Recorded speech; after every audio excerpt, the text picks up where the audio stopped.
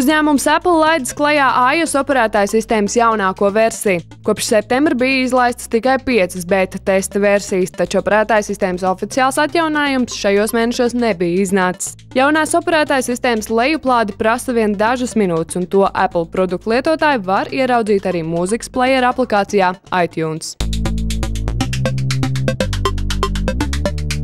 Vantage Vega numurs 6 ir viedtālrunis un planšete vienlaikus, jo šī ir no tām mobilajām ierīcēm, kuras ekrāna izmēra pārsniedz 5 colas. Viedtālrunis aprīkots ar iespaidīgu 5,9 colu IPC tehnoloģijā veidot displeju, kā arī Android jaunākās versijas Jelly Bean operētāja sistēma, par kuru rūpējas 1,5 GHz 4 kodola Snapdragon S4 processors, kā arī 2 GB operatīvā atmiņa. Iebūvētās atmiņas apjoms ir 32 GB, tā papilnāma ar microSD atmiņas kartēm. Ierīce var lepoties ar 13 megapikseli fotokameru, kā arī LTE savienojuma atbalstu. Vantage Vega numur 6 tirdzniecību paredzams uzsākt martā. Tās cena pagaidām nav zināma.